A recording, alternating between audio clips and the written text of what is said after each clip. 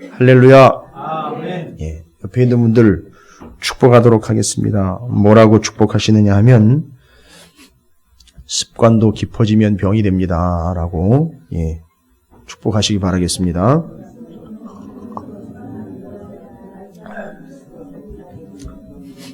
버릇 얘기하는 게 아니에요.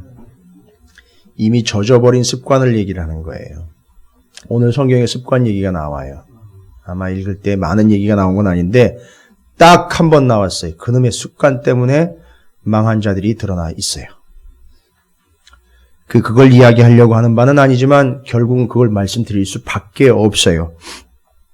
여러분, 가을에 이 호박이라는 게 왜 넝쿨하고 호박 달리는 거 보시면 아시잖아요. 제철이 언제예요, 호박이? 예? 여름이잖아요. 제가 농사를 안 지어봐도 저도 알아요. 왜냐하면 이제 시골을 왔다 갔다 하다 보니까 호박이 여름에 항상 풍성했다가 이렇게 따서 먹고 이게 조금 이제 딸 시기를 놓쳐버리면 어떻게 되는 거예요? 예. 근데 늙은 호박이 영양가 더 좋다잖아요. 그죠? 그러니까 잘 익은 거지요. 뭐 노랗게 변했는데 가을에 늙은 호박 걸려있는 넝쿨 보셨어요? 어떤 모양이든가요? 넝쿨이요. 호박 말고요. 넝쿨이요. 그 말라가지고선 비틀어지고 색깔 변하잖아요. 그 농부들이 어떻게 해요? 예? 다 걷어내잖아요. 예. 그냥 다 뜯어가지고 걷어내잖아요. 뭐인데 뭐 이렇게 잘 살펴가지고 잎사귀 다 따내고 줄기만 남겨가지고 이렇게 살짝 걷어내는 게 아니라 그냥 낯질해가지고 싹 다 걷어내요. 갈고리 갖다가 다 걷어내요. 가래라 그러죠, 그거. 쇠가래. 쇠스랑 가지고 다 그냥 걷어내요. 싹 걷어내요. 둘 필요가 없어요. 다 따고 난 다음에 널려있는 가지들은 그 넝쿨들은 둘 필요가 없어요. 그냥 싹 걷어가는 거예요. 여러분 지금 예레미야 22장에 하나님이 쇠스랑을 들고 걷어내는 중인 거 아세요? 뭘 걷어내는 줄 아십니까 지금? 고구마 수확하는 게 아니에요. 더덕 캐는 게 아니고요. 남아있는 등걸과 쓰잘데기 없는 가지들 죄다 걷어내는 건데 필요 없는 거라고 하나님이 아예 선포를 해버렸어요. 그래가지고 내버려 둬봐야 지저분한 거 걷어낸다는 거예요. 근데 그 걷어내는데 걸려있는 게 누구냐 하면 3명이 걸려있어요. 누군가 봤더니만 여러분이 오늘 말씀을 통해서 조금 공부도 하실 필요가 있고 알아보셔야 될 인물들이 나와 있는데 살룸이라고 일컬어지는 여호아하스. 이름이 살룸인데 죽을 놈 돼버렸어요 이거. 그 다음에 여호야김이에요. 그 다음에 여호야긴이에요. 살룸, 여호아하스라고도 얘기를 해요. 여호아하스, 여호야김, 그 다음에 저 뒤에 24절에 가면 고니야, 여호야긴, 예. 여고냐라고도 하고요. 고니야라고도 하고 여호야긴이라고도 합니다. 이 3명이 지금 그 쇠스랑에 걸려 있어요. 그러니까 걷어내시는 중이에요. 근데 그냥 살짝 들어서 옮겨 놓는 데거나 거두어 들이시는 게 아니라 착각하시면 안 돼요. 거두어 들이는 게 아니라 걷어내신다고요. 걷어내시는 거예요. 저도 이거 걷어봤어요. 넝쿨 걷어봤고요. 그 밭에 남아있는 덩굴들 이렇게 걷어봤어요. 그 토마토 다 따고 나고 나중에 이제 다 시들한 것들 다 뽑아버리는 것처럼 싹 걷어버리는 거예요. 오휘 덩굴 남아있는 거 싹 다 걷어내는 것처럼 그렇게 걷어내고 있는 건데 거기 걸려든 사람이 누구냐면 3사람이에요. 말씀으로 22장에 보니까 걸려든 사람이 3사람이지 이 덩굴이 줄기가 어디까지 가 있는가 봤더니만 저 위에 누구까지 걸쳐 있어요? 다윗까지 걸쳐 있더라는 거예요. 그러니까 여기서 걷어내면 그냥 여기서 딱 잘라져가지고 그 줄기 밑으로만 걷어내는 게 아니라 다윗 가문을 다 걷어내는 거예요. 지금 싹 다 걷어내는 거예요. 그래서 오늘 얘기하시잖아요. 1절부터 들어가면서 여호와께서 이와 같이 말씀하시되 너는 유다 왕의 집에 내려가서 거기에서 이 말을 선언하여 이르기를 다윗의 왕위에 앉은 유다 왕이요. 그러니까 다윗의 후손으로 온 다윗 대를 이어가지고 왕이 된 너희들이라고 이야기하는데 예레미야의 시각에 딱 들어온 사람은 3명이에요. 여호아하스, 여호야김, 여호야긴이. 다음에 가면 시드기야. 근데 시드기야는 쳐주지도 않아요. 왕인데도 쳐주지도 않는 왕이 있어요. 그럼 뭐 왕은 뭐 하라는지 몰라요. 왕인데도 쳐주지도 않아요. 사람들이 인정도 안 해요. 사람들이 인정 안 할 뿐만 아니라 하나님도 인정 안 해요. 그냥 끝나버려. 이게 왔다 갔는지 왕인지 아닌지 사람들이 죄송합니다만 상무시를 해버립니다. 그 시드기야 왕은 마지막 왕이라고 세워놨는데 여벌로 세워놓은 거예요. 바지저고리예요. 사람들이 사람 취급도 안 하고 왕 취급도 안 하는 거예요. 그건 당연히 망하는 거고 지금 예레미야의 시각에 들어와 하나님의 시각에 딱 들어와가지고선 아예 걷어내겠다고 작정한 게 3명. 여호아하스, 여호야김, 여호야긴이에요. 여러분이 유다의 역사를 조금 아실 필요가 있는 것은 공부를 해야 된다고 짜증내지 마시고 이 이후로 예레미야 22장 이후로요. 유다의 마지막 왕들에 대한 이야기가 계속 나와요. 그러니까 여호야김, 여호야긴 얘기 나오고 시드기야 얘기도 나와요. 여호아하스 얘기 나오고 요시야 왕 얘기 나오고 계속 나와요. 그럼 그 족보가 어떻게 되냐면 요시야, 여호아하스, 여호야김, 여호야긴, 시드기야 이렇게 넘어가는 거예요. 이제 마지막에 5 왕만 제가 말씀드린 거예요. 원래 유다에는 전체 왕이 20명이에요. 여왕이 하나가 있고 왕조는 하나예요. 그러니까 이 20명의 왕이 딱 등장을 하는 순간 이제 성도들은 교회에서는 위기를 지난 다음에 그 다음 위기가 와요. 이놈의 왕 족보 때문에 짜증나가지고 헷갈리니까 복잡하니까 이게 이해는 안 되고 남의 나라 왕, 우리나라 태정태세 문단세 외우기도 복잡한데 남의 나라 왕까지 살펴봐야 되니까 짜증내다가 그냥 포기해버려요. 왜 남의 나라 왕을 이야기해야 되느냐면 남의 나라 왕 얘기하는 게 아니라 하나님이 어떻게 하셨는지를 보는 거예요. 물론 우리나라로 주님이 오셨다면 우리나라 역사가 성경의 역사가 됐겠죠. 근데 이 민족 가운데 주님이 오셨기에 이 역사가 성경 역사가 된 거예요. 그러니까 그걸 배우는 거예요. 그걸 이해를 하는 거고요.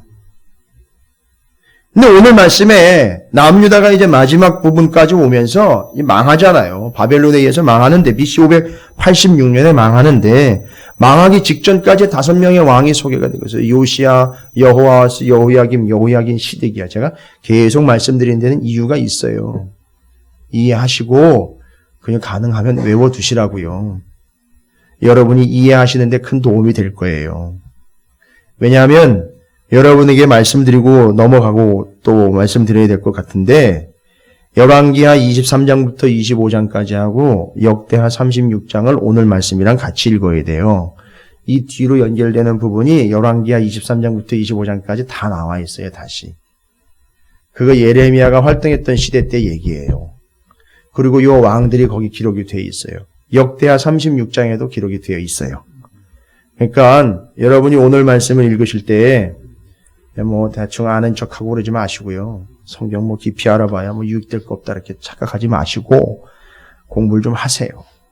23장부터 25장까지 열왕기하에 나와 있고 역대하 36장에 나와 있어요. 뭐 신학적인 논쟁이 있거나 복잡한 거 아니거든요. 설명 쭉 돼 있으니까 그냥 읽으시면 돼요. 근데 여기 이야기가 거기도 나와 있고 거기 이야기가 거기도 나와 있고 막 그래요. 예. 그러니까 왜 중복이 됐는가? 예언서니까 예언자는 왕에게 바른 소리 하니까 왕과 연결되는 거예요. 열왕기는요. 왕들 얘기니까 왕 얘기가 나와 있는 거죠. 그 왕 곁에 보니까 왕한테 직고하는 선지자들이 있더라는 거예요. 그러니까 열왕기 하에도 예레미야도 나와 있고 왕 얘기도 나와 있어요. 예언서인 예레미야에도 왕 얘기가 나와 있고 예언자가 나와 있어요. 역대하에는 또 왜 나와 있어요? 역대하는 북이스라엘 말고 남유다 역사만 빼가지고 기록한 게 역대하예요. 에스라가 언제요? 포로로부터 돌아와서 다시 이 남유다의 정체성이 뭔 줄 아느냐? 정신 똑바로 차려라. 네가 어떤 존재인지 아냐? 너희가 어떤 존재인지 아느냐? 비록 포로로 끌려갔다 돌아왔지만 너희는 하나님의 백성이다 해서 저 위 아담으로부터 시작이 돼서 그 믿음의 조상들인 그 선진들로부터 해서 이 포로로 끌려갔다가 돌아온 역사까지 해서 남유다 역사만 빼가지고 기록한 게 역대상하예요. 그러니까 역대하에 또 나와 있는 거예요. 그러니까 적어도 3번이 기록이 되어 있는 거예요. 여러분 3번이면은요 엄청 중요하다는 거예요. 그 3번씩이나 등장을 하는데도 우리는 그냥 그러려니 하고 넘어간단 말이에요. 그럼 그 속에서 하나님이 어떻게 역사하셨고 뭘 얘기하셨는지 좀 드러내려는 거예요. 내 얘기만 하지 말고.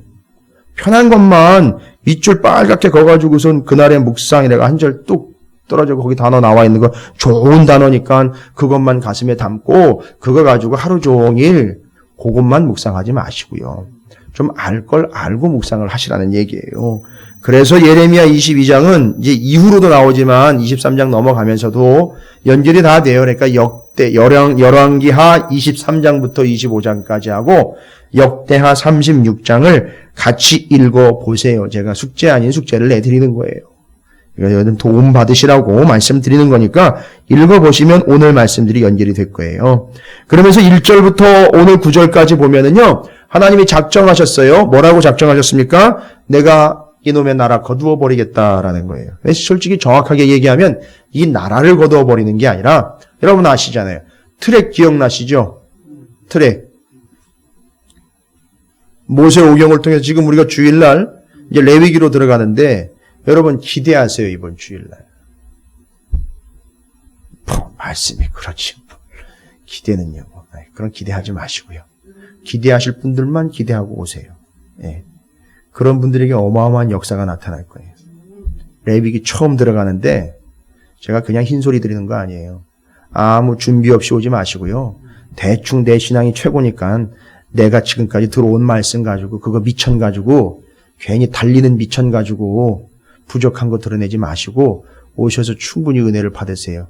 이번 주일날 레위기 시작이니까 여러분 주변에 있는 가족들 다 얘기하셔가지고 같이 출석하세요. 예. 그냥 혼자만 달랑 와가지고선 은혜 받는다고 앉아 계시지 말고 같이 오셔서 말씀 받고 레위기 이제 첫 시작이에요. 얼마나 긴밀하고 사랑스러운 메시지인지 경험해보지 않은 사람은 몰라요.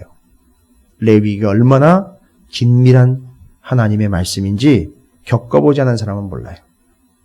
그래서 율법서라고 그냥 치부해버리는데 여러분 레위기요.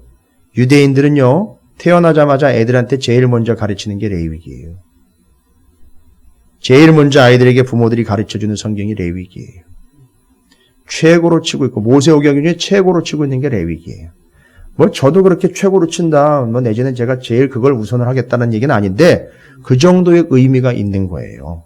그러니까 기왕의 시작이니까 여러분들이 가족들과 함께 하시면 좋겠다는 얘기예요.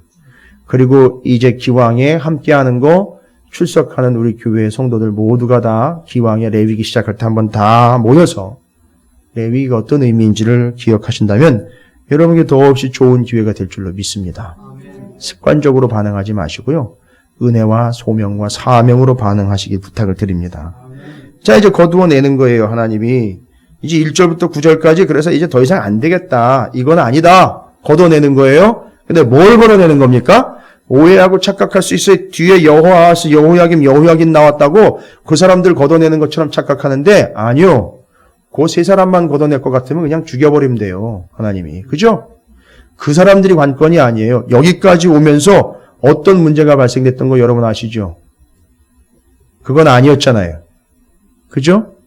20명의 왕, 저기 북이스라엘 19명의 왕, 도합 39명이에요. 거의 40명에 가까운 왕들이 들락날락 했었어요. 그죠? 그리고 모세오경에서는 원래 하나님이 꿈꾸고 계획했던 게 있었지요. 출애굽기나 성막이나 내용들 여러분 다 이해하셨으면 하나님의 포인트가 어디에 있었다는 거죠? 막 성막 세우고 막 난리 폈잖아요. 하나님이 세우고자 하는 제사장 나라. 그런데 뭘 세워달라 그랬어요? 왕 세워달라 그랬어요. 그래서 왕으로 왕정이 500년이 온 거예요. 그래서 지금 500년 문 닫고 들어가기 시작하는 단계예요. 그러니까 지금 왕정 500년 문 닫는 시기예요. 그러니까 지금 여기 세 사람 걷어내는 게 아니라 몇 년을 걷어내는 거예요. 500년을 통째로 걷어내는 거라고요. 또 뭔 틀을 걷어내는 거예요? 왕정 시대를 걷어내는 거예요. 왕이면 다다. 왕이 돼야 된다. 왕이 필요하다. 왕이 있어야 된다라는 이 왕정 시대를 걷어내는 거예요. 그리고 새로운 시대 오는 거예요. 원래 제사장 나라 섬기려고 세우려고 했던 그것 다시 세우는 거예요. 이 틀을 이해를 하셔야 돼요. 지금 하나님이 걷어내려고 하는 이 썩어빠진 넝쿨은 뭐냐면 지잘났다고 왕들이 날뛰던 이 왕정 500년을 싹 걷어내는 거예요. 그 500년 동안 엉망진창으로 살아왔던 그 패역함. 그리고 결론적으로 와보니까 그게 아니었다는 거예요. 그래서 하나님은 말씀하시는 거예요. 오늘 말씀의 3절, 4절에서 명확하게 일러주고 계십니다. 여호와께서 이와 같이 말씀하시되 너희가 정의와 공의를 행하여 탈취당한 자를 압박하는 자의 손에서 건지고 이방인과 고아와 가부를 압제하거나 학대하지 말며 이곳에서 무지한 피를 흘리지 말라 했는데 500년 동안 그 짓거리 해온 거예요. 그 다음요. 너희가 참으로 이 말을 준행하면 다윗 왕이 앉을 왕들과 신하들과 백성이 병거와 말을 타고 이 집 문으로 들어오게 되리라.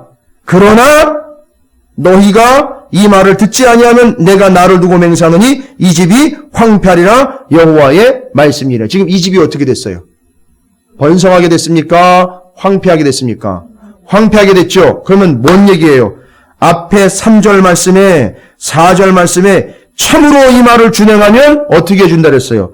다윗의 왕이 앉을 때 왕들과 신하들과 백성들이 병거와 말을 타고 이 집 문으로 자유롭게 들락날락하며 번성할 수 있게 해준다 그랬는데 지금은 어떤 꼴이 되어버렸어요? 다 망하고 호박 넝쿨 썩은 거 걷어내듯이 걷어내기 직전까지 와 있다는 거예요. 그러면 어떻게 했다는 거예요? 결국 이들은 듣지 않았다는 거예요. 왜 그렇게 500년 동안이나 그 짓거리를 했을까요? 수많은 예언자들이 왔고 수많은 말씀이 선포됐는데 단 한 말씀도 제대로 꽂힌 게 없어요. 들어먹은 적이 없어요. 뭐 히스기야 요시야 왕 정도나 됐을까? 그렇죠. 개 중에 한두 사람은 듣겠죠. 그래도 개 중에 한두 사람이면 많은 거예요. 어마어마하게 많은 거죠. 개 중에 한두 사람이면요. 그 한두 사람이 역사를 이루니까요. 그건 희망이에요. 소망이에요. 그런데 남유다 이스라엘은 이 500년이라는 시간 동안 전혀 들어먹질 않은 거예요. 생각해 보세요. 하나님이 그냥 말씀을 안 하시고 처음 시작할 때 한마디 던지고 끝까지 기다렸던 게 아니잖아요. 500년 동안. 계속 말씀하셨죠. 예언서를 보시면 아시겠지만 예언자들이 한둘이 아니에요. 예언서가 17권이에요. 예레미야 애가까지 포함을 하면. 기록되지 않은 사람들까지 치면 수두룩합니다. 더 있어요. 그 많은 예언자들이 왔다 갔는데도 듣지를 않아요. 요즘에 얼마나 설교 잘하는 목사들 많아요? 그죠? 목회 잘하는 목사들이 한둘이에요? 교회, 설교 좋다는 교회 한두 교회예요? 그 교회 그렇게 많은 뭐예요? 목사들이 설교를 잘하면 뭐합니까? 제가 아무리 목에 핏대를 올리고 여러분 앞에서 외쳐댄들 무슨 소용이 있어요? 안 들어먹거든요. 안 들어요. 여러분도 예외 아니에요. 나는 괜찮겠지 그러지 마세요. 목사인 저도 어떨 때는 안 들을 때가 있어요. 지가 목사라고. 세상은요, 수능 문제 하나 가지고 9,040몇 명이 인생이 왔다 갔다 한다 그래요. 그래가지고 머리를 싸매고 그 한 문제 하나 더 취득해가지고 자기 등급 하나 올려보려고 바둥바둥 대고 있어요. 여러분 하나님 말씀 한 구절 내 인생 바꾼다고 그런 믿음 있으세요? 세상은 문제 하나 가지고 내 인생이 오락가락한다고 그렇게 목에 핏대를 올려가면서 그거 다시 쟁취해야 된다라고 난리 났어요. 지금 바깥에서는. 근데 우리 성도들은요. 말씀 하나, 한 구절, 심지어 설교 한 편, 그게 뭐 대수로운 거라고. 오늘도 들려지고 내일도 들려질 거고 모레도 들려질 거고 목사가 죽지 않는 한은 계속 설교할 거고. 그게 기대예요? 아니요. 자, 말씀드립니다. 그건 습관이에요. 왜 하나님은 이렇게 계속 너희가 이 말을 준행하면 하나님이 인도하겠다라고 약속을 했음에도 불구하고 왜 이들은 선지자들이 한둘이 아니며 말씀이 한두 번이 아닌 하나님의 말씀의 홍수 속에서 살았으면서도 왜 한마디도 꽂히는 말씀이 없었고 돌아오는 적이 없었고 회개하는 자리가 없었고 바뀌는 게 하나도 없었느냐? 잘 보세요. 21절에 나와 있어요. 21절이에요. 하나님이 20절부터 23절까지 예루살렘을 향하여 탄식하는 소리를 적어 놓으셨는데 이게 오늘날 교회와 성도들을 향한 주님의 탄식이에요. 21절에 보니까 내가 평안할 때 여기 남유다 백성들 얘기하는 거예요. 오늘날 교회와 성도를 얘기하는 거예요. 내가 평안할 때 내가 네게 말하였으나 네 말이 뭐래요? 뭐라 그랬다고요? 하나님은 말씀하셨죠. 말씀을 안 하시고 본 게 아니라 말씀을 하시고 봤는데 말씀을 전하고 봤어요. 예레미야와 같은 선지자를 보내고 봤어요. 오늘날 말씀이 계속 선포됐어요. 그런데 뭐라 그랬다고요? 나는 듣지 아니하리라 하였나니 내가 이유는 뭐예요? 왜 안 들어먹은 거예요? 네가 어려서부터 내 목소리를 청종하지 아니함이 내 습관이라. 습관적으로 아이의 패망의 길에 서 있는 거예요. 습관적으로 안 들어요. 여러분 무서운 습관 하나 말씀드릴까요? 말씀 좋네. 저 목사 설교 잘하네. 어느 교회가 설교가 좋대. 습관적으로 찾아다니면서 웹서핑을 해가면서 좋은 설교 찾아다니면서 습관적으로 찾아가세요. 거기가 끝이에요. 여러분 망합니다. 그건 아니에요. 습관적으로 예배를 드려요. 습관적으로 설교를 들어요. 습관적으로 평가해요. 습관적으로 신앙생활해요. 아니요. 그것 때문에 하나님은 지금 이 남유다가 여기까지 왔다는 거예요. 그리고 그 덩쿨을 다 그냥 걷어버리겠다는 얘기를 하시는 거예요. 아예 하나님 목소리를 청종하지 않는 게 어려서부터 습관이래요. 어려서부터 그랬다는 거예요. 신앙생활 하면서부터 그렇게 되는 거예요. 죄송합니다만 개척하면서부터 그런 식이면 개척 닫을 때까지도 그렇게 돼요. 경계하십시오. 시작부터 그러면 끝까지 가게 돼 있어요. 이 습관이 무서운 거예요. 그래서 버릇이라고 얘기한 게 아니고 버릇은 두들겨서라도 고쳐요. 그런데 이놈의 습관은 걷어내야 없어지는 거예요. 미안하지만. 그게 영어 성경으로 보면요. 습관이라는 표현을 뭐라고 썼느냐면 your way, 너의 길이라고 그랬어요. 아예 네가 길을 닦아놨다는 거예요. 그렇게. 그냥 거기로 왔다 갔다 하는 거예요. 계속 습관적으로. 그러니까 단 한마디도 꽂힌 적이 없는 거예요. 아마 알고 봤더니만 은혜 받았다 그랬는데 전혀 은혜를 받은 게 아니에요. 지금까지. 그게 습관인 거예요. 무서운 습관이죠. 그래서 남유다 지금 걷어내는 거예요. 싹 걷어내는 거예요. 자, 이제 걷어내는데 하나님이 마지막 남은 세 왕, 시드기야 왕까지 싹 걷어냅니다. 다 걷어내요. 여기 소개가 되고 있는 이 세 왕들의 이야기를 보시면 더 이상 볼 것도 없어요. 이 사람들한테 예언자들이 안 간 것도 아니고 하나님 말씀 안 한 것도 아니에요. 심지어는 지난 시간 기억나시죠? 예레미야한테 보내가지고 하나님한테 대신 빌어달라고까지 그따위 짓까지도 했어요. 다. 예. 그런 상황인 거예요. 자, 그런 사람들에게 하나님이 뭐 남겨놓은 게 있을까요? 없어요. 딱 한 가지 뭐예요? 차라리 두 손 들고 자복하고 회개하며 인정하고 받아들이려는 거예요. 하나님의 매를 받아들이려는 거예요. 싫죠. 누가 자신을 문제라고 이야기하고 너 그러면 안 된다고 이야기하는데 좋아할 사람이 누가 있어요? 여러분 저 고린도전서 요즘에 계속 새벽에 묵상하잖아요. 거기에 징계라는 말이 나와요. 하늘이 두 쪽 나도 안 되는 건 안 되는 겁니다. 그래서 하늘이 두 쪽 나도 안 되는 건 안 되는 걸 하는 짓거리들이 교회 안에서 나와요. 그때 바울이 뭐라 그러냐면 내쫓으라 그러겠어요. 그게 징계예요. 그게 안 되는 건 안 되는 거기 때문에 내쫓으라고까지 심지어 얘기를 했어요. 그러니까 지금 이 상황에서 교회가 여기밖에 없냐고 되는데 뭐라고 얘기를 하겠어요? 징계가 되겠어요, 그게? 그 사람이 습관적으로 그렇게 가는 거예요. 그런 사람들은 습관적으로 교회를 옮기게 돼 있어요. 또 어떤 교회는 습관적으로 목사를 바꿔요. 어떤 교회는 습관적으로 프로그램을 바꿔요. 어떤 교회는 습관적으로 당을 지어요. 어떤 사람은 습관적으로, 주기적으로, 지속적으로 하나님의 말씀을 외면을 해요. 전혀 은혜를 못 받죠. 여러분 그게 결과가 어떻게 됐어요? 덩굴채 거두어내는 결과를 가져오게 된 거예요. 근데 그 덩굴에 3명이 걸려 있어요. 근데 이 덩굴이 썩은 덩굴이에요, 보니까. 이건 뭐 더 이상 볼 거 없습니다. 그래서 3명을 이야기를 합니다. 여러분 역사 얘기 아니라 걸려들은 3명이 왕을 이야기하는 거예요. 왕이에요. 왕을 걷어내고 있어요. 여러분 세상에 잘 나가는 왕이라도 하나님의 작업, 하나님의 손에 붙잡히게 되면 싹 걷어내게 돼 있는 거예요. 여러분 교만하시면 안 돼요. 저도 교만하면 안 돼요. 저도 어느 순간 걷어내면 걷어가는 거예요. 자, 이 3명이 어떤 사람들인지 보시면 아시잖아요. 살룸 왕, 여호야김 왕, 고니야라고 불러지는 여호야킨. 여러분 기가 막힌 게 뭐냐 하면 이 왕들 쭉 걷어내면서 왕들의 실상과 비참함을 그대로 고발을 했지요. 썩은 덩굴이라고. 걷어내야 될 거라고. 그리고 예레미야 23장에 무슨 얘기가 나오는지 아세요? 다음 주 수요일 날이겠죠. 23장을 한번 보세요.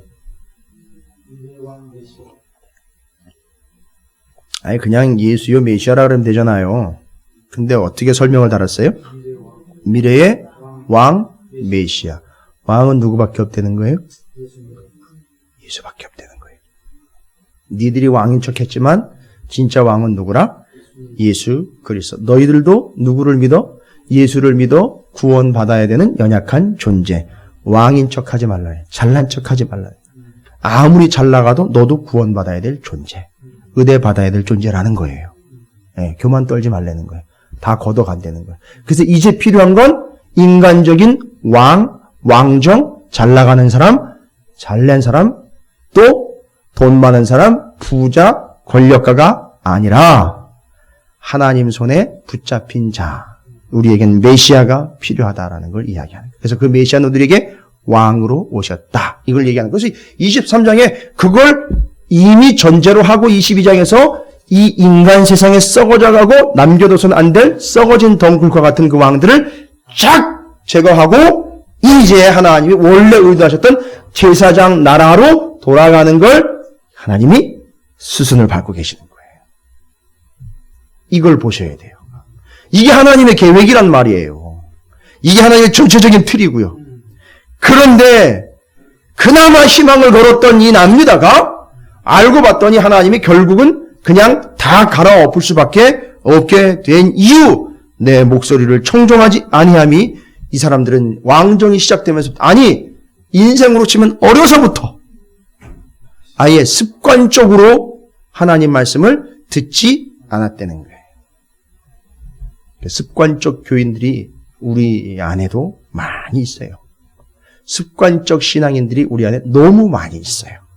아주 습관적이에요. 보니까 습관이 나중에 보니까 노골적이 돼버려요. 드러나게 돼 있으니까. 여러분 조심하십시오. 저만 보는 게 아니에요. 하나님이 유다를 보시듯 여러분을 다 보고 계십니다. 그 습관적인 신앙. 변명할 수가 없어요. 그 습관적인 그릇됨과 습관적인 문제들의 결과가 뭔지 아세요? 이 세 왕이 어떻게 되느냐면 22절에 23절까지 이렇게 나와 있어요. 내 목자들은 다 바람에 삼켜질 것이요 너를 사랑하는 자들은 사로잡혀 가리니 그때에 내가 반드시 내 모든 악 때문에 뭐 악이라는 게 뭐 다른 게 있어요? 나쁜 짓만 골라 했다 그런 악이 아니라 하나님의 말씀을 아예 어려서부터 습관적으로 들어먹지 않았던 그 결과 수치 욕을 당하리라. 레바논에 살면서 백향목에 깃들이는 자네 여인에서 하는 고통 같은 고통이 내게 임할 때에 너의 가련함이 얼마나 심하랴. 수치, 욕, 고통, 가련함이 이 어려서부터 하나님의 말씀을 청종하지 아니하는 습관적으로 하나님의 말씀을 외면하며 도외시했던 이 그릇된 신앙인들의 마지막 모습이 된다는 거예요. 이제 예레미야가 아주 신랄하게 얘기를 하죠. 예. 이게 예레미야서를 전할 때는요, 예레미야가 되지 않으면 선포할 수가 없어요. 제가 예레미야가 돼 있지 않으면 보이질 않아요. 그냥 설교나 찍 하고 끝나는 걸로 끝나면 그냥 몇 구절 가지고선 정리해가지고 전해드리고 끝나는 거지. 지금 제가 예레미야서를 22장을 여러분과 함께 나누고 있는 건 그냥 이해하고 은혜 받고 넘어갑시다가 아니에요. 여러분에게 선포하는 거예요. 왜? 우리 가운데는 습관적으로 그렇게 행위를 하는 이들이 있어요. 그건 고치고 넘어가야 돼요. 아니, 하나님이 넝쿨로 거두어 가기 전에, 하나님이 그냥 정리하시기 전에 스스로 하나님 앞에 나와야 되는 거예요. 그렇지 않으면 제거의 대상이 되는 거예요. 지금은 아닐 거예요. 언젠가는 그렇게 돼요. 오늘 새벽에도 제가 말씀드린 내용이고 어제도 말씀드린 거고 이번 주 내내 말씀드린 거예요. 사도 바울이 왜 그렇게 세게 고린도 교회의 패역함과 부패함을 지적할 수 있느냐 하면 다른 거 아니에요. 바울이 잘나서가 아니고 설교를 잘하고 말씀을 잘 전해서가 아니에요. 주님이 당장 내일 오신다면 어떻게 하겠느냐 이거요. 내일 주님이 오신다는데도 그딴 행동을 하겠느냐 이거예요. 내일 주님이 오신다는데도 그런 언행을 일삼겠느냐 이거예요. 내일 주님이 당장 오시는데도 그런 식으로 습관적인 걸 버리지 않고 그냥 쭉 가겠느냐 말이에요. 내가 옳다고 얘기하겠느냐 말이에요. 주님이 당장 내일 오시는데도. 이거는 우리가 긴장감 속에 받아들여야 되는 거예요. 만약에 내일 주님이 오시지 않든 뭐 내가 먼저 가든 어쨌든 종말은 오겠죠. 끝은 오겠죠.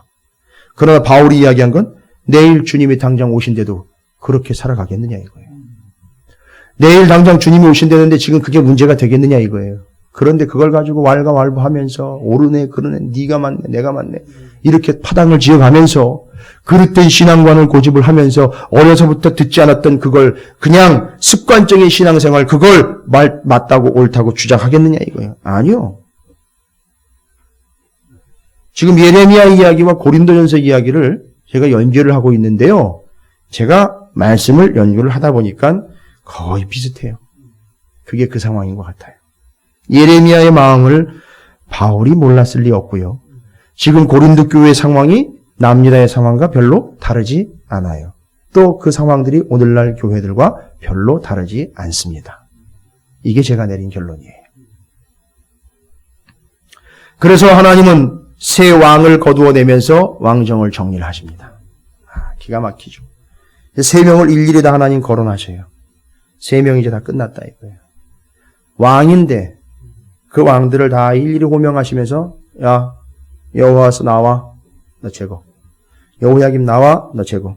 여호야긴 너 끝. 시드기야 너 마지막. 이렇게 가는 거예요. 다 그냥 제거하시는 거예요. 살룸 왕에 대하여 말을 하는데 들어보세요. 10절부터 12절까지예요. 여호아하스 왕에 대해서 이야기를 하는 거예요. 여러분 여호아하스 왕이요. 왕의 자리에 얼마 동안 있었는지 아세요, 여러분? 왕 노릇을 얼마 동안 한 줄 아세요? 여호아하스 왕이요? 뭐 저쪽에 제가 아까 일러드린 대로 열왕기하 23장부터 25장까지 역대하 36장 읽어보시면 다 나와 있는데요. 여호아하스 왕은 요시아의 아들이에요. 여러분 요시아 왕 아시죠? 개혁했고 신앙 좋았던 왕이에요. 근데 어떻게 그 아버지 밑에 이런 왕들이 나왔는지 이런 아들들이 나왔는지 참 이해가 안 되는데 그렇죠. 그게 습관적인 문제인 거예요. 그러니까 어려서부터 보시면 여호아하스는 요시아 왕의 넷째 아들이에요. 넷째 아들인데 왕에 올라와서 얼마 동안 왕 노릇을 했느냐면 달랑 3개월 했어요. 왜 안타까우세요? 조금 더 해먹다 내려가지. 3개월밖에 못했어요. 3개월. 여러분 여기서 이야기하는 게 뭔지 아세요? 길지 않아. 이 얘기예요. 길지 않아. 너도 내 손에 있으면 길지 않아. 3개월이에요. 3개월. 요시야 왕은 여러분 아시다시피 참 훌륭한 왕이었었어요. 하나님 눈에 들었던 그렇죠. 남자 왕으로는 19명, 여왕까지 20명이지만 그 왕 중에 하나님이 최고라고 쳐줄 만큼의 히스기야와 요시 왕 둘이잖아요. 그의 아들이었는데 요시야 왕이 무깃도 그러니까 헬라어로는 신약성에는 아마겟돈이라고 나와 있어요. 그 아마겟돈이라는 동네로 바로 느고라 하는 애굽의 왕이 바벨론이 쳐들어온다는 얘기를 듣고는 그걸 막으려고 나가다가 지나가야 돼요. 남유다를 반드시 지나가야 됩니다. 그러니 또 이 요시야 왕은 남의 나라 왕이 쳐들어오는데 어떻게 가만히 있어요. 그걸 또 대항을 하러 나갔어요. 그 무깃도 아마겟돈까지. 거기 갔다가 또 그냥 칼에 맞아 죽어요. 요시야 왕이. 아니 죽었으니까 어떻게 해요? 왕을 빨리 세워야 될 거 아니에요. 그래서 그 넷째 왕인 여호아하스를 급하게 세운 거예요. 왕으로. 남유다에서. 세웠는데 이 바로 느고가 바벨론과 맞다 싸워가지고 저 위에서 난리를 치다가 내려오다 보니까 아니 왕이 세우는 거예요. 왕을 세우는 거예요. 젊은 이 머리에 피도 안 마른 놈이 왕이 돼 있는 거예요. 왕 값도 없고 왕 자격도 안 되는 것 같고 심지어 말도 안 되는 소리를 이 바로 느고 왕이 이제 내려가면서 애굽으로 돌아가면서 하는 얘기가 누구 허락받고 왕을 세웠냐는 거예요. 남유다한테. 이게 남유다 지금 실정이에요, 여러분. 엉망진창이에요, 지금. 하나님을 의지하지 않고 늘 이 나라는요. 애굽이 센가 바벨론이 센가 왔다 갔다 하면서 거기서 그냥 갈팡질팡 줄타기 맨날 했어요. 그러니까 바로 느고가 이거 봐라. 허락도 안 받고 왕을 세워버렸네? 폐위.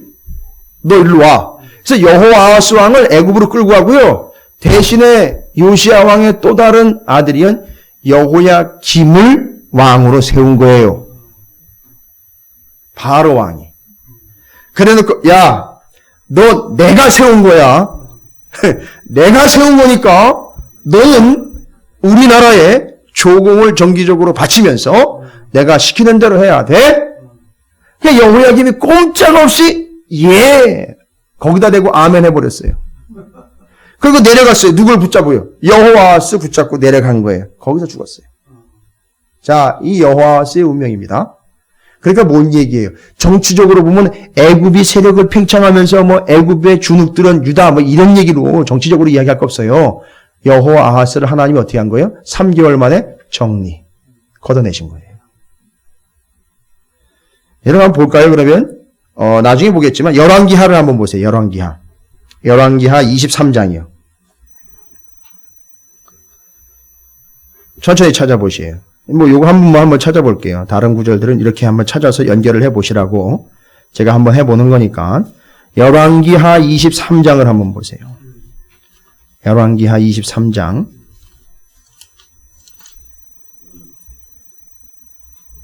31절부터 34절까지를 한번 보십시오. 604쪽입니다. 구약성경 604쪽. 제가 아까 말씀드렸죠. 열왕기하 23, 24, 25장 같이 연결해서 읽어보시라고. 그러면 그 뒤에 역사가 나와 있다고. 다 그 내용인 거예요. 지금 그 중에서 이제 여호아하스가 타겟이니까 여호아하스 왕에 대해서 열왕기서에서는 뭐라고 기록을 하고 있느냐 봤더니만 열왕기하 23장 31절부터 34절에 그러네요. 여호아하스에 대해서 이야기를 하고 있네요. 여호아하스가 왕이 될 때 나이가 몇 살이래요? 23세, 23살에 왕이 됐네요. 아버지 죽는 바람에. 예루살렘에서 몇 달간이요? 석 달간 다스리니라. 재밌죠? 예. 그의 어머니의 이름은 하무달이라. 림나 예레미야의 딸이더라. 이 예레미야 선지자 아니에요? 다른 사람이에요? 여호아하스가 그의 조상의 모든 행위대로 여호와 보시기에 악을 행하였더니. 아니 여러분 몇 달 동안 왕에 있었다고요? 3달 동안이요. 야, 고작 3달밖에 없었던 놈이요. 죄송합니다. 남의 왕에게 너무 전화하는데 3달밖에 자리에 있지도 못한 주제에 어떻게 했다고요? 악이란 악은 죄다 행한 거예요. 그러니까 3달 동안 무슨 짓을 했는지 여러분 상상이 가세요? 그것도 몇 살짜리가요? 23살짜리가요. 3달 동안 온 나라를 아주 엉망진창으로 만들어버린 거예요.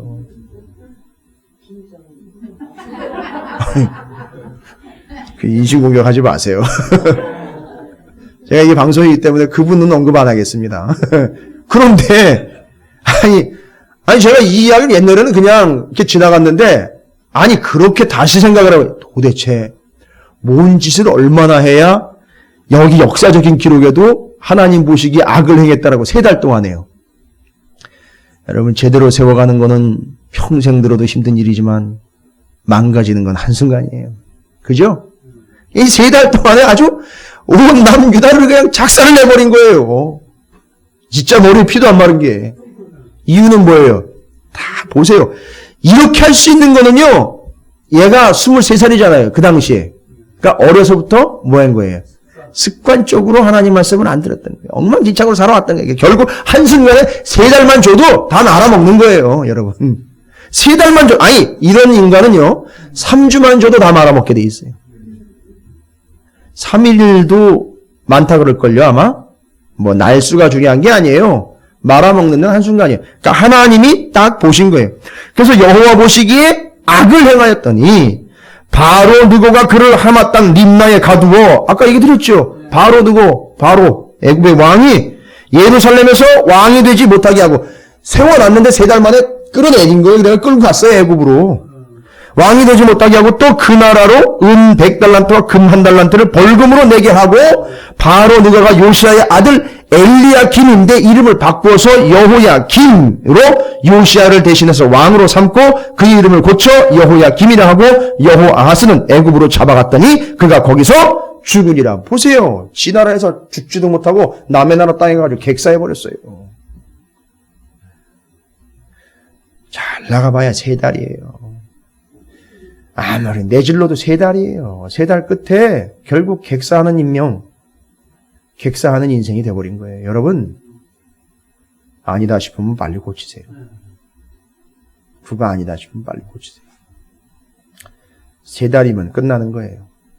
인생 3달이면 종칠 수 있어요. 10절부터 12절까지 예레미야가 이야기하고 있는 여호아하스를 한번 보자고요. 그러면 열왕기 하에서는 이렇게 얘기했으니 뭐 별로 다르지 않겠죠. 10절입니다. 예레미야 22장 10절이에요. 너희는 죽은 자를 위하여 울지 말며 그를 위하여 애통하지 말고 잡혀간 자를 위하여 슬피. 여기 죽은 자는 누굴까요? 죽은 자는 앞서 요시야 왕 죽었을 때 얼마나 슬펐을까요? 그죠? 신실한 왕이었으니 백성들이 그 요시야 왕이 세워졌을 때에 뒤에 보면 나오잖아요. 그 요시야 왕이 어떻게 했는지 선왕이었다라는 게 기록이 되어 있는데, 그러니까 그 죽은 자를 위하여 울지 말고 그를 위하여 애통하지 말고 잡혀간 자를 위하여 슬피. 문제는 지금 잡혀간 놈이 문제다 이거예요. 누구예요? 여호아하스요. 살룸 왕. 그는 다시 돌아와 그 고국을 보지 못할 것이니라. 여호와께서 유다 왕 요시아의 아들 곧 그의 아버지 요시아를 이어 왕이 되었다가 이곳에서 나간 살룸에 대하여 이와 같이 말씀하시니라. 그가 이곳으로 다시 돌아오지 못하고 잡혀간 곳에서 그가 거기서 죽으리니 이 땅을 다시 보지 못하리라. 왜요? 이 땅은 무슨 땅이에요? 약속의 땅이에요. 이 땅으로 못 들어온다는 얘기예요. 이건 살룸 왕의 이야기가 아니라 오늘날 우리 이야기예요. 못 들어와요. 3달이면 끝나고 약속의 땅에 못 들어와요. 여러분, 무시무시한 거예요. 걷어내는 거예요, 하나님. 애굽으로 갔다가 그냥 쳐박아 버리신 거예요. 그리고 이제 여호야김 왕을 바로 느고가 세웠잖아요. 조공도 맞춰야 되죠? 애굽 눈치 봐야 되죠? 근데 이 사람은 더 고통스러운 게 뭐냐면 애굽이 세웠지만 지금 현재 뜨고 있는 나라는 애굽이 아니라 누가 뜨고 있어요? 바벨론이 뜨고 있어요. 그러니까 이게 양쪽 눈치 보느라고 정신을 못 차리는 거예요. 여기서 이 이야기하면 이러지도 못하고 저기서 저 이야기하면 이러지도 못하고 이건지 저건지 갈팡질팡 여기서 뭐라 그러면 그것 때문에 두려워 떨고 벌벌 떨면서 거기 또 맞춰줘야 되고 여기서 뭐라 하면 또 그거 맞춰줘야 되는 거예요. 이게 여호야김이에요. 그래서 하나님 뭐라고 얘기했느냐 하면 야 이놈 저놈 눈치 보지 말고 나만 봐. 나만 바라보며 가면 되는 거야. 내 안에서 자유를 누리라고. 내가 너와 함께하고 내가 너의 힘이니까 나만 의지하라고. 왜 애굽에 의지하려고 그러고 바벨론에 의지하려고 그러고 뭐가 더 센지 자꾸 저울질하느냐. 내가 힘이고 내가 능력이고 내가 구원이 나만 보라고. 눈치 보지 말라고. 내 안에서 자유하라고. 그랬는데 안 들어먹어요. 이유는요? 또 마찬가지. 아주 습관적으로 어려서부터 그렇게 왔던 거예요. 결론은. 그래서 여호야김 왕에 대해서 말을 합니다. 이 13절부터 길어요. 19절까지예요. 예, 좀 말할 게 많은가 봐요. 하나님이. 여호야김 왕에 대해서 13절부터 19절까지 얘기가 여호야김 왕이에요. 그러면 여러분 기왕에 한 거 예, 아까 좀 그냥 하시범 쪽으로 했다 그랬는데 그러면 아예 이해하시기 쉽게 열왕기하 24장으로 한번 다시 가볼게요. 열왕기하 24장으로. 그러면 거기에 누구 얘기 나와 있겠어요? 여호야김 얘기가 나와 있어요. 605페이지요. 구약성경 605쪽에 열왕기하 24장 길게 볼 필요 없고 1절부터 4절까지인데 24장 들어가기 전에 23장 37절에 36, 37절에 여호야김에 대해서 언급을 이미 시작했어요. 근데 37절 보세요. 여호야김이 그의 조상들이 행한 모든 일을 따라서 여호와 보시기에 악을 행하였더라. 뭐 똑같아요. 그러니까 여호야김도 역시 하나님의 관점에서는 될 수가 없는 거예요. 그러니까 여호야김도 여호아하스와 같이 제거의 대상이었던 거예요.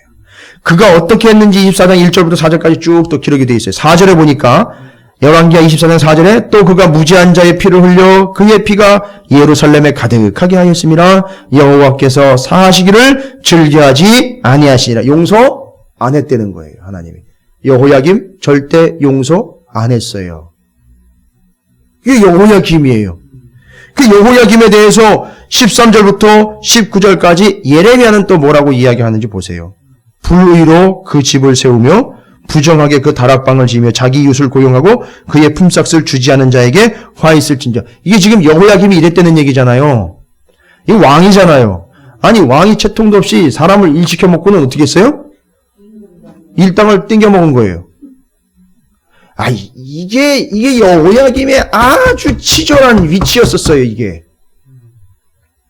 거기다가 뭐 하는지 보세요. 그가 이르기를 14절에 내가 나를 위하여 큰 집과 넓은 다락방을 지으리라 하고 자기를 위하여 창문을 만들고 그것에 백향목으로 입히고 붉은 빛으로 칠하도다. 내가 백향목을 많이 사용하여 왕이 될 수 있겠느냐? 도대체 백향목을 얼마나 사용을 했길래 그걸 써가지고 왕이 됩니까? 이게 뭔 왕이에요, 이게 도대체? 나무를 써서 왕이 되는 거예요? 뭘 지었다는 얘기예요? 왕궁을 지었다는 얘기예요. 백향목으로. 아주 좋은 나무거든요. 솔로몬 아시죠? 솔로몬이 이 백향목을 지원을 받았잖아요.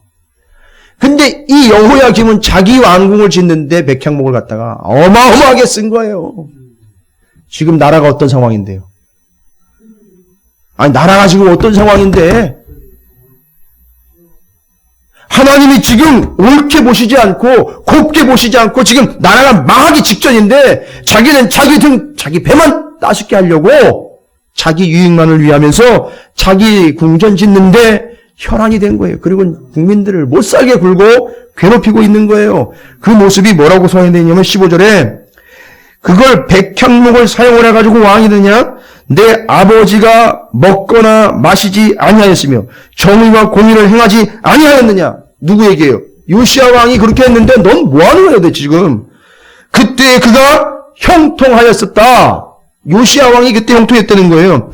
그는 보세요. 요시야 왕 얘기하는 거예요. 그는 가난한 자와 궁핍한 자를 변호하고 형통하였나니 이것이 나를 알미 아니냐 여호와의 말씀이라. 그러니까 요시야 왕이 선왕이 된 이유는 뭐예요? 왕으로서 정치를 잘했기 때문에 인정받은 게 아니라 뭘 알았다는 거죠? 하나님을 제대로 알았던 거예요. 그래서 선왕이 됐던 거예요. 그러나 여호야김은 반대로 하나님을 알지 못하는 거예요. 정말 쥐뿔도 모르는 거예요. 하나님을. 전혀 이해를 못해요.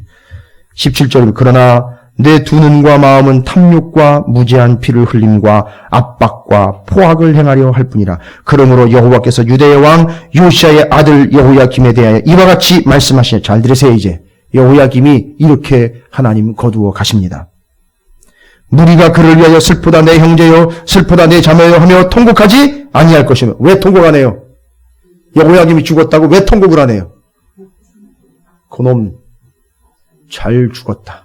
그럼 잘 죽었다는 좋은 표현이죠. 잘 되졌다. 이렇게 입장을 국민들로부터 사람들로부터 도외시 당했던 사람이었었어요. 그를 위하여 슬프다 주여 슬프다 그 영광이여 하며 통곡하지도 아니할 것이라. 이 얼마나 비참한 인생입니까?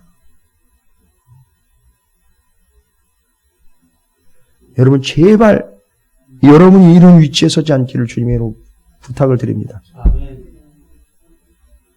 그래도 여러분이 없으면 여러분을 아쉬워하고 여러분이 애쓰고 힘쓰는 모습들을 성도들이 그리워하며 여러분들의 믿음과 신앙을 그래도 그분이 좀 같이 있으면 좋겠구나. 좀 이런 존재가 돼야지. 있으나마나. 없으면 좋겠어. 그럴 줄 알았어. 여러분 이런 대상 되지 마시기를 주님의 이름으로 부탁을 드립니다. 근데 이게 어떻게 죽었느냐 하면은 여호야김이요. 그가 끌려 예루살렘 문 밖에 던져지고 나귀같이 매장함을 당하리라. 지금 뭔가 일이 있었어요. 여호야김이 죽기 직전에 바벨론이 예루살렘을 포위를 했어요. 군대를 끌고 와가지고. 그게 598년도 얘기예요. BC 598년도.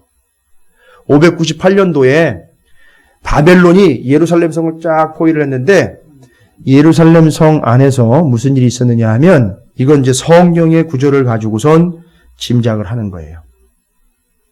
바벨론이 잡아갔다는 얘기도 있는데 구절이 그런 구절이 아니에요. 바벨론이 잡아갔으면 그냥 바벨론으로 끌고 갔든지 그냥 죽여버렸을 텐데 이 표현을 보면 이 성 안에서 무슨 일이 있었어요.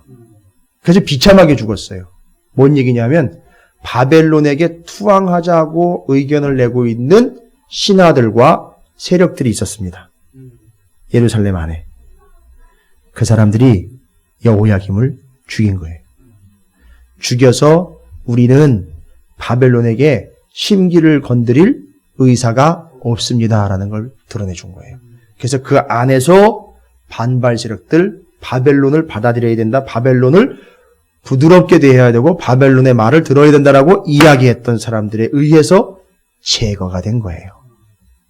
그리고 그 사람은 비참하게 죽은 거예요. 이렇게 되면 이제 왕의 입장에서 보면 쿠데타인데 예루살렘 분위기 자체가 여호야김이 그렇게 죽었어도 어떻게 되는 거예요? 아무도 이건 반역이고 이건 이런 일이 있을 수 없는데 어떻게 이런 일을 가만히 하냐고 한 사람도 얘기한 사람이 없다는 거예요. 오히려 잘 죽었다 이렇게 얘기를 했다는 거죠. 그래서 정리가 됐어요. 여호야김이 비참하게 죽은 거예요. 그러니까 완전히 그 공동체로부터 외면당하여 바깥에서 죽은 거예요. 역시나 누구처럼요? 여호아하스처럼 성 바깥에서 죽고 나라 바깥에서 죽는 거예요. 여러분 이 얼마나 비참한 겁니까? 그냥 죽어나간 거예요. 비참하게 죽은 거예요. 끝난 거예요. 그래서 이제 이런 모습을 보니 하나님이 예루살렘에 대해서 탄식이 나오는 거예요. 왜 여전히 깨닫지 못하고 이러는지 모르겠다. 내가 몇 번이나 얘기했는지 그건 어쩔 수 없다는 거예요. 하나님도 아쉽지만 니들이 어떻게 했다는 거죠? 바로 21절에 내 목소리를 어려서부터 습관적으로 듣지 아니했던 것, 이거 지적하신 거예요. 그리고 이제 여호야김이 죽었으니 이제 누가 왕이 되느냐 하면 여호야긴이 왕이 됩니다. 그런데 역시나 고니야 또 여고니아라고도 불리는 여호야긴 왕이 여러분 얼마 동안 왕의 자리에 있었던지 아세요? 뭐 이 집안은 3달이랑 뭔 인연이 있나 봐요. 여기도 역시 3달만 겨우 통치를 했어요. 여호야긴도. 왜냐하면 아버지가 그렇게 그냥 비명 행사를 했으니 바로 그 아들을 왕으로 세웠어요. 세웠는데 읽어드릴 테니까 들어보세요. 역대하 36장 9절부터 10절까지 뭐라고 나와 있느냐면 더 기가 막혀요. 여기는 여호야긴이 왕 위에 오를 때 나이가 8세라. 이게 뭔 얘기예요? 완전히 그냥 섭정으로 그냥 바지 저고리로 세워놓은 거예요. 8살 때. 아니 그럼 8살 때 올라갔다가 몇 달 만에 내려온 거예요? 3달 만에 내려온 거예요. 왜 그렇게 됐느냐 하면 바깥에서 바벨론이 포위하고 있었잖아요. 포위하고 있는 상태에서 여호야김 왕이 죽었고요. 포위하고 있는 상태에서 그 아들 8살짜리가 왕으로 올라온 거예요. 그리고 3개월 있다가 이 8살짜리가 왕이 된 지 3개월 있다가 바벨론이 예루살렘을 쳐들어 왔어요. 그게 597년이에요. 598년이라고 아까 그랬죠? 포위할 때가. 598년이었고 597년에 여호야긴이 8살 때 왕 되고 3달 만에 바벨론이 쳐들어온 거예요. 아니 밖에서 보면 8살짜리가 왕 됐고 그 안에는 뭐 완전히 엉망진창인 거 다 알 거 아니에요. 때는 이때 다 쳐들어왔어요. 들어와 보니까 진짜 8살짜리가 사탕 빨고 그 의자에 앉아 있는 거예요. 그리고 그걸 친 거예요. 그게 597년이에요. 그리고 이제 그 예루살렘에 있었던 왕족, 귀족, 그 다음에 여호야긴 왕까지, 그 다음에 뭐 기술자며 귀족들이며 잘 나가는 사람 엘리트들을 그때 쫙 끌고 가요. 597년에. 거기 누가 끼어 있었느냐 하면 에스겔이 끼어 있었어요.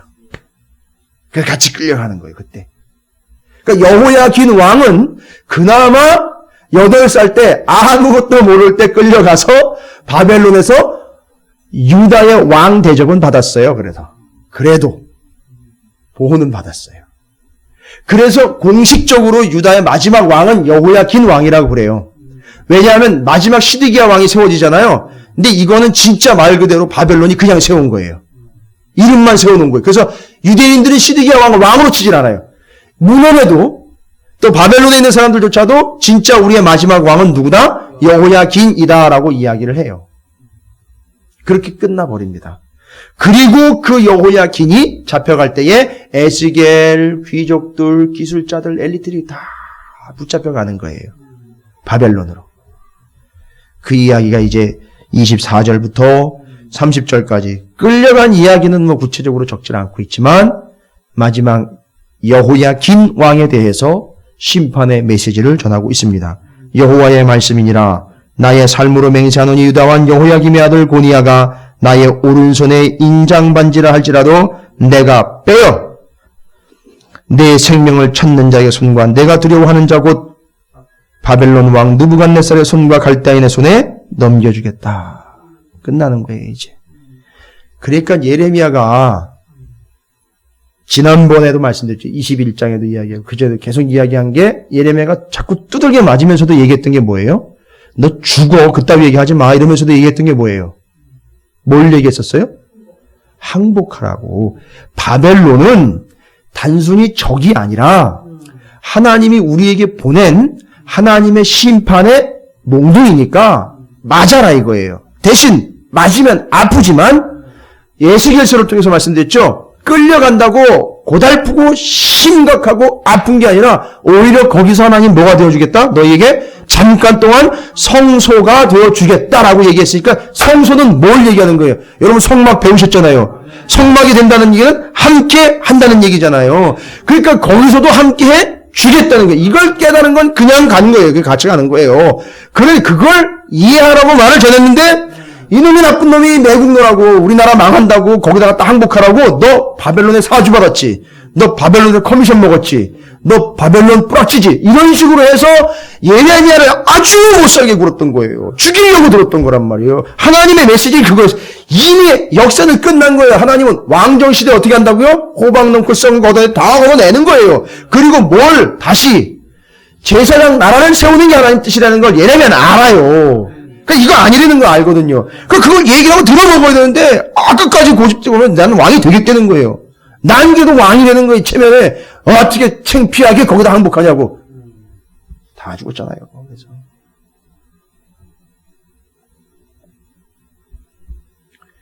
맨 끝에 보세요. 30절 끝에 그의 자손 중 형통하여 다윗의 왕이 앉아 유다를 다스릴 사람이 다시는 없을 것임이라 하시니라. 육신의 왕으로는 끝. 이제 여기서 이 다윗의 그 가지에서 누가 오는 거예요? 영원한 왕이신 메시아 예수 그리스도가 오시게 되는 거예요. 이걸 위함이었었어요. 여러분 이게 보이세요? 단순히 그냥 이 나라를 망하겠다 아니면 하나님이 그냥 책살내겠다라는 걸 떠난 게 아니라 이들에게는 소망이 오직 우리 주일학교들은 다 대답하는데 이들에게는 소망이 이제 겉으로 봐서요. 여기 지금 다 끊어버리겠다 이제. 겉으로 봐서 이 시대에 소망이 없어요. 그들의 소망은 오직 그렇지요. 그거. 이 예레미야 22장을 보면서도 우리는 누굴 봐야 되는 거예요? 예수 그리스도로 진정한 왕이며 만왕의 왕이신 예수 그리스도만이 우리의 왕이니 너희들 스스로 누가 잘났다고 왕로 타려고 절대 하지 말아라. 썩는다. 마지막 땐 다 걷어버린다. 끝난다. 어느 누가 왕으로 감히 나설 자가 있느냐? 우리 가운데는 왕이 없다. 오직 왕은 하나님이시고 우리는 왕 같은 제사장으로 살아가는 것뿐이다. 우리의 진정한 왕은 예수 그리스도 메시아 그분뿐이니 왕을 왕으로 모신 그 나라에 사는 백성은 하나님 나라의 백성. 그래서 왕이 예수가 되는 거기는 하나님 나라. 여러분의 가정에 예수가 왕이면 거기가 뭐가 되는 거예요? 하나님 나라가 되는 거예요. 교회에 예수님이 왕이시면 교회가 하나님 나라인 거예요. 여러분의 직장에 예수님이 왕이시면 거기가 하나님 나라인 거예요. 그래서 그 하나님 나라는 통치의 개념인 거예요. 예수가 다스리면 거기는 하나님 나라가 되는 거예요. 할렐루야. 잊지 마십시오. 하나님이 말씀하시는 제사장 나라의 건설에 대한 분명하고 명확한 뜻. 왕은 없다. 왕은 오직 예수 그리스도 한 분이시고 우리의 삶은요, 그 왕을 순종하며 따르는 거룩한 왕 같은 제사장으로 하나님 나라의 백성으로 살아가는 것, 거두어 가는 인생 되지 아니하도록 오늘 지적한 21절, 어려서부터 아이의 그 길이 네 길인 척 그것이 내 길인 양 착각하며 습관적으로 바꾸지 아니했던 너의 청종하지 않았던 그 신앙 다시 돌아봐라. 그것이 거두어내는 하나님의 징계와 쇠사랑이 되어버리지 않도록 습관이 너의 올무가 되지 아니하도록 지켜보라는 거예요. 돌아보라는 겁니다. 새겨 넣으라는 거예요. 고치려면 고치려는 거예요. 안 그러면 거두어 가는 거예요. 이 세 명의 왕을 통하여 오늘 우리에게 사명을 주셨으니 그 사명은 하나님의 말씀과 하나님의 뜻을 온전히 청종하며 내 더러운 습관과 하나님의 말씀이 아닌 것들을 따라가는 이 세상의 습관을 완전히 벗어버리고 거두어짐의 대상이 아닌 거기 끌려가도록 하나님이 함께 하시는 거룩한 존재, 나중엔 돌아오게 되는 존재, 구원받는 존재 되는 것이 우리의 삶이 되어야 한다는 걸 예레미야 22장은 우리에게 일러주고 있습니다. 여러분의 인생이 그런 인생이 되시기를 주님의 이름으로 축원을 드립니다. 여러분 왕 노릇하려고 하지 마세요. 왕은 다 죽습니다. 거두어 가십니다. 우리의 왕은 예수밖에 없으니 왕 같은 제사장으로 제사장 역할을 충실히 감당하시기를 주님의 이름으로 축원을 드립니다.